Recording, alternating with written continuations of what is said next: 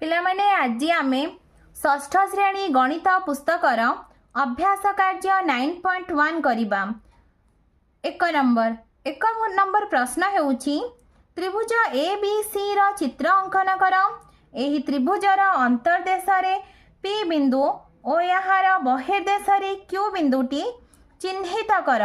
ए बिंदुटी त्रिभुज A B C अंतर्देश किंबा बहिर्देश रे अवस्थित कि? पिला माने आमे एबे एक ए बी सी त्रिभुज अंकन करिबा। मु जेमती त्रिभुज अंकन करूछि बिल्कुल सही परि एक त्रिभुज अंकन करिबो।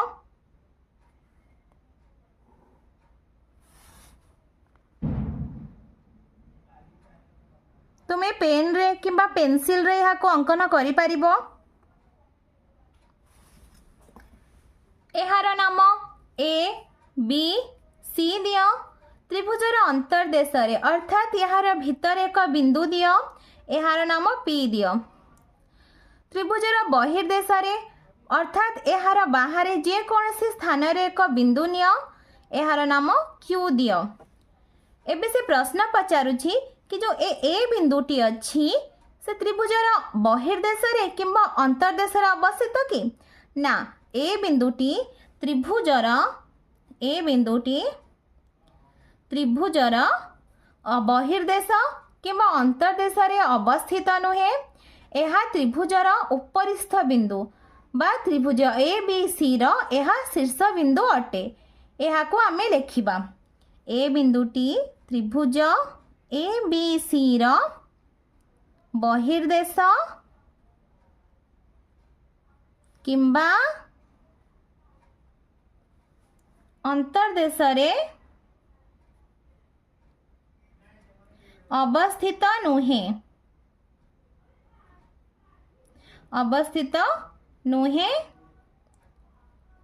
एहा त्रिभुज ए बी सी रो शीर्ष बिंदु अटे। यह त्रिभुज ए बी सी रो कौन ना शीर्ष बिंदु अटे। 2 नंबर प्रश्न होची पार्श्वस्थ चित्र रे थिबा तीनोटी त्रिभुजर नाम लेख। पिला माने एही त्रिभुजटी को देख। एही त्रिभुज रे ए चित्र रे तीनोटी त्रिभुज अछि। गोटे त्रिभुज होची ए बी डी त्रिभुज, ए डी सी त्रिभुज आ ए बड़ त्रिभुज ए बी सी त्रिभुज।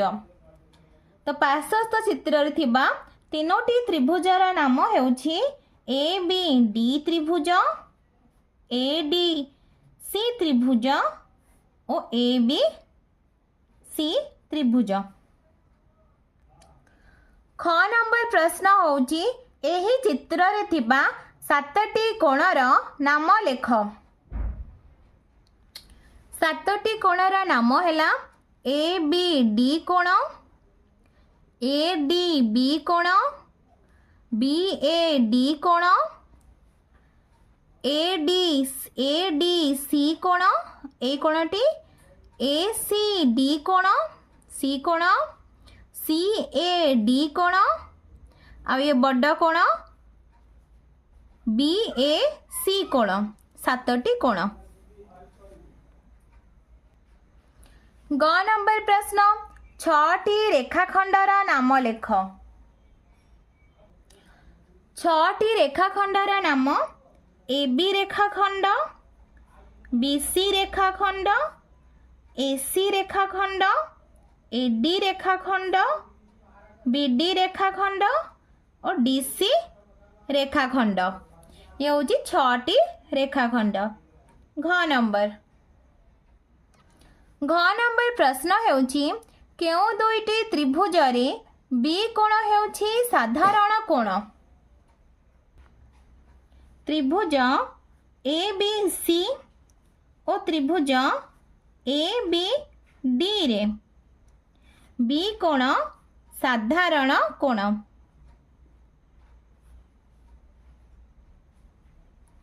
पिला माने देखो ए बी सी त्रिभुज, ए बी सी त्रिभुज रे बी कोण अछि और ए बी डी त्रिभुज रे मध्य बी कोण अछि।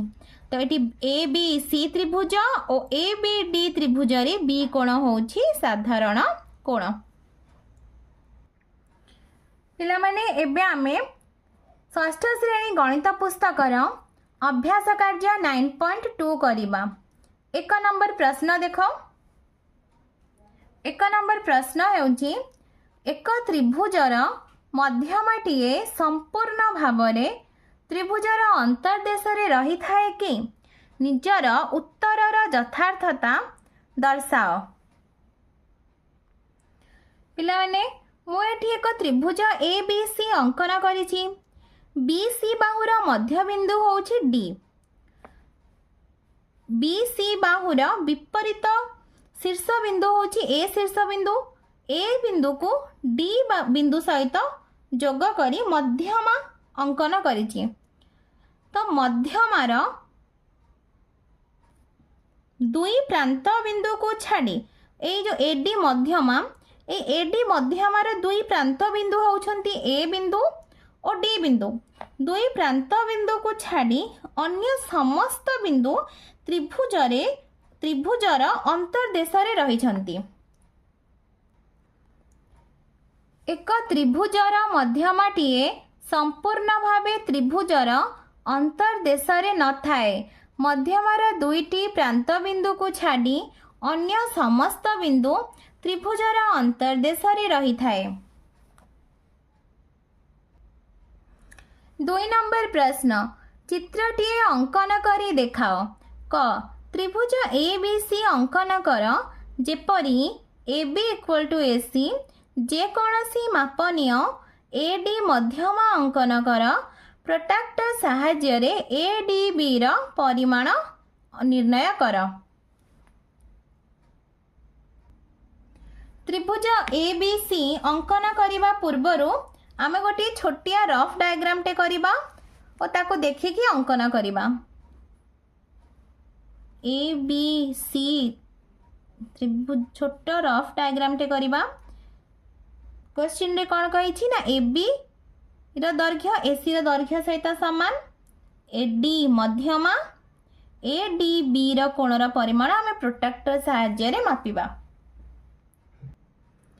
प्रथमे मु बी सी भूमि अंकन करिबी।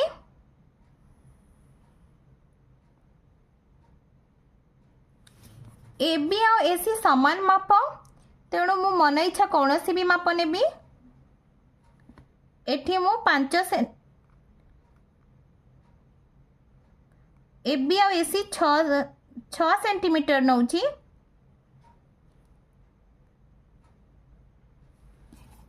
उभय पटरु चाप काटिबी 6 सेंटीमीटर रो।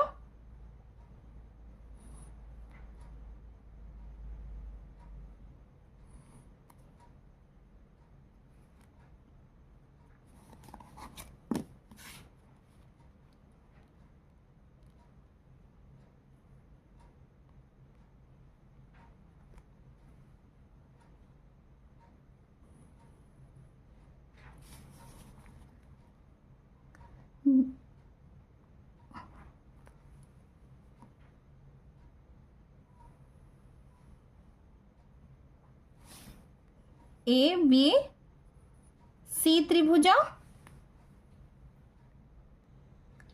एबे आमे बी सी रो मध्य बिंदु बाहर करिबा। अधारु अधिक चाप नेकी सी बिंदु रो गोटिए चाप ऊपर को काटिबा आ गोटिए चाप तळ को काटिबा। सेपरी बी बिंदु रो गोटिए चाप आमे ऊपर को काटिबा आ गोटिए चाप तळ को काटिबा। एबे ए दुईटी रो मध्य ए दुईटी को जोग कर दबा।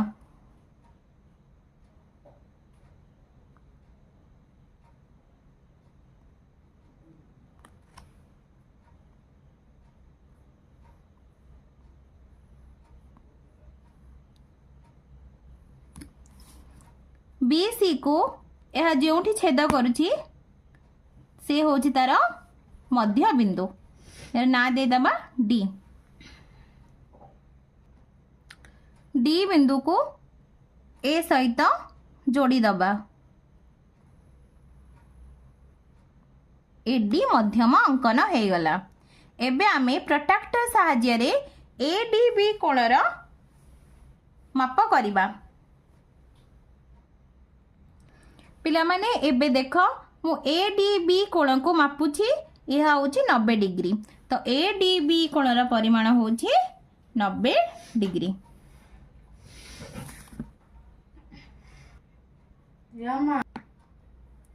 ख नंबर प्रश्न ए बी इक्वल टू ए सी नहीं अन्य एक त्रिभुज अंकन कर। बीई और सी एफ मध्यम अंकन कर। अंकित मध्यमा दुईटीर दैर्घ्य मापरे कौन लक्ष्य करुछ? आमे प्रथमे गोटे छोट डायग्राम करिबा। A B C त्रिभुजर A B C त्रिभुज प्रश्न रे देछि A B equal to A C. A B रो दैर्घ्य ए सी रो दैर्घ्य सहित समान। बीई मध्यम अंकन करिबा और सी एफ मध्यम अंकन करिबा। जे कोनोसी मापर एक भूमि अंकन करिबा। ए बी और ए सी समान मापर नबा। मो ए बी और ए सी को 5 सेंटीमीटर मापर नउछि।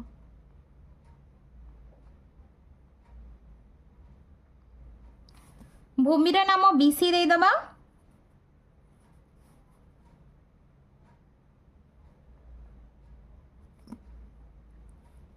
सी बिंदु रो गोटे चाप काटिबा। बी बिंदु रो आ गोटे चाप काटिबा। उभय चाप जोठी क्रॉस करूछंती सेही बिंदुर नाम आमे कोन दबा ना ए बिंदु दबा। एबे एसी बिंदु एसी रेखाखंड अंकन करिबा।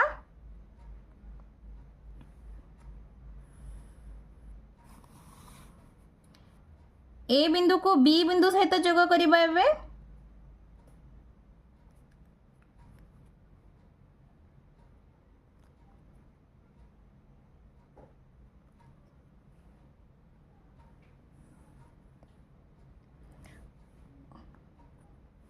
आमर ए बी सी त्रिभुज अंकन हो गला।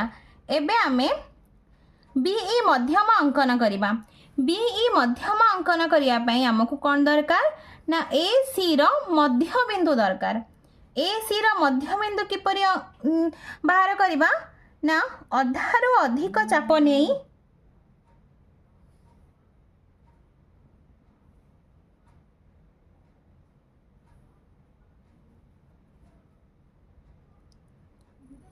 चाप अंकन करिबा। सी बिंदु रु उभय पट को चाप अंकन करिबा।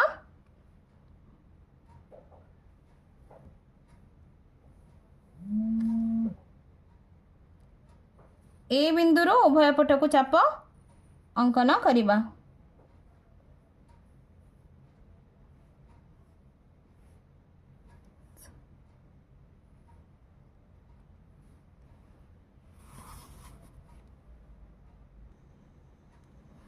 एही बिंदुर नाम आमे कौन दबा ना ई बिंदु दबा। एबे आमे बी बिंदु को ई बिंदु सहित जोग करिबा।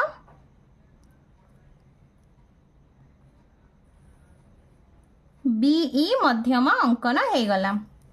एबे आमे कौन करिबा ना ए बी रेखाखंड को समद्विखंड करिबा बा यार मध्य बिंदु बाहर करिबा। अधारो अधिक चाप नहीं कि उभय पटरे अधा चाप काटिबा।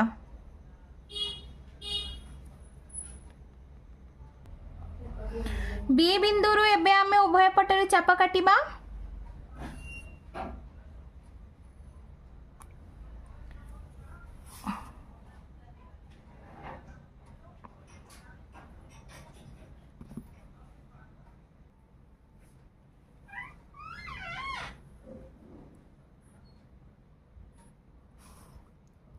एही बिंदुर नाम आमे एफ दबा।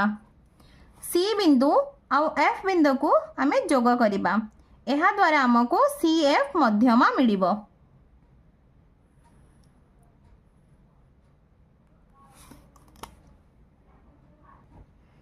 एबे आमे CF और BE मध्यमार माप मापिबा।